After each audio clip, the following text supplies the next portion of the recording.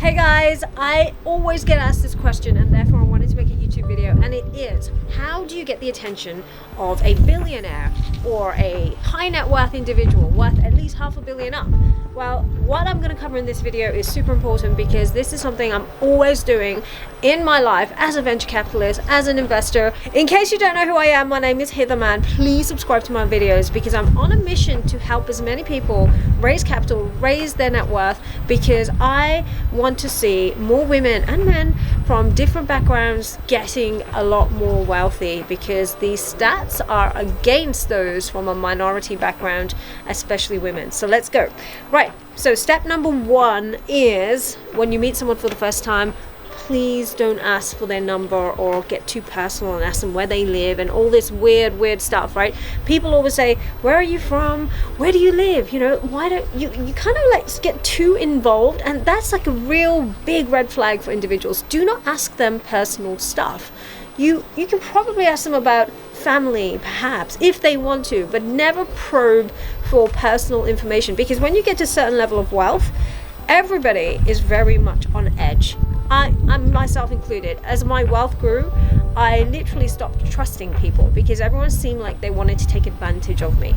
So it genuinely is concerning when somebody is asking me, "Ooh, what do you do? Where do you live? Like, where exactly?" And I'm like, "Why? What do you want to do? You want to stalk me?" It's really uncomfortable. So don't do things like that, because they will just close up, think you're a bit of a creep, let's be honest, and you won't get anywhere with them, right? So you want to be very chilled out with your approach, and the best thing is add value to the conversation, make them want to get to know you, and there will usually, when you say, "Okay, great to meet you," they will actually have that call to action and say, how can I get hold of you, Hither?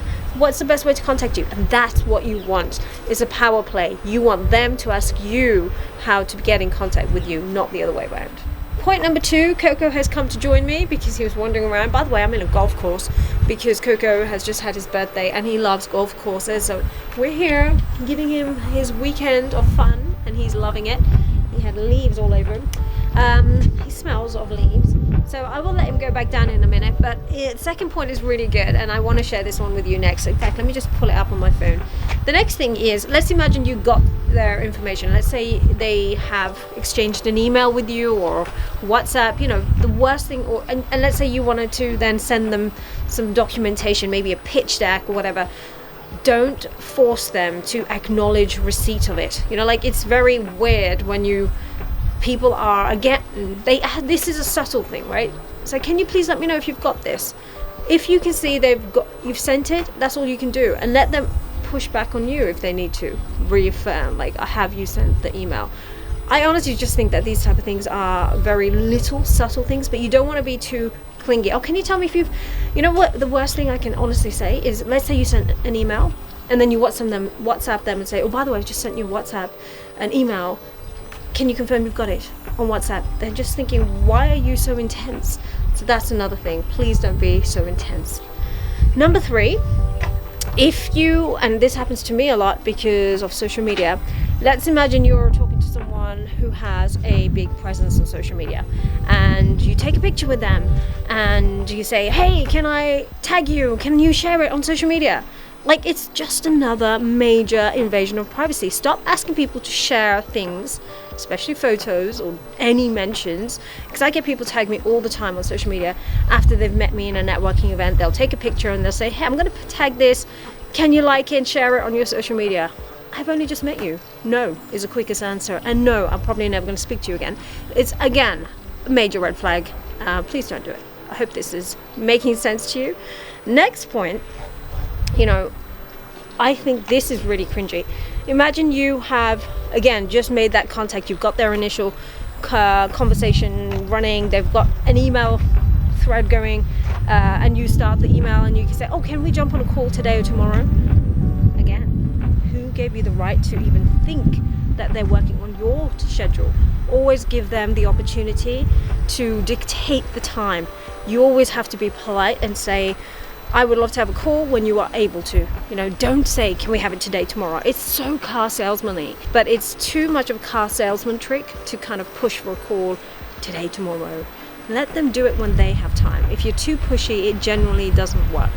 And trust me, I work with, I don't work but I have conversations with people in the Monaco government, and I have to be the same. Like, I cannot be too pushy. It would be very easy for me to be a complete creep, I just haven't got it in me, to constantly keep pushing and asking questions. You know, that's like a super fangirl. Don't do that. Don't be a fanboy, fangirl to someone. It's very cringy. They're never going to want to work with you. So keep it really relaxed and speak to them like an equal. Honestly, treat them like an equal, and they will really respect that. The next thing, and these are all related, but notice how they're little tiny things that I feel are all colossal when you add them together. When you just met someone and you say, we should do an event together, or we should do a joint collaboration in some form. You've just met the person. They don't know you. They don't know if they even like your work ethic. They have to test you. See, a wealthy person will test you. I do. I always test the people that I work with before I worked with them. Because if they don't show up on a meeting at time, if they say, okay, I'll send you an email on Monday, I'll send you documents on Monday, and they don't, I'm like, and they end up sending it on Wednesday with no excuse or apology or anything, I know I don't want to do business with that kind of person, because they're going to have really bad ethics and values in other places, right? So don't push people to agree to a collaboration. It really won't work.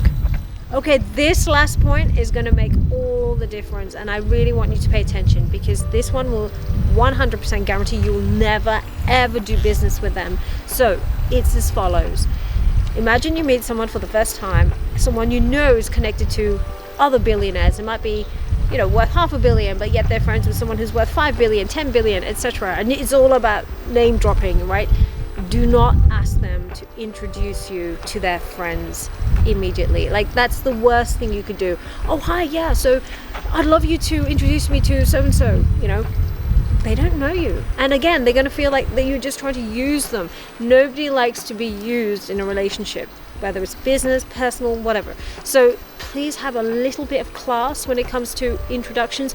You may have to get to know them for 6 months, 12 months more, because their relationship with their network has been nurtured. If they introduce you without vetting you first, they're in serious trouble of possibly ruining their own reputation. So understand why it takes a while. A lot of people ask me all the time, Hither, we want your network. And I won't introduce them until I know they're worthy of that introduction.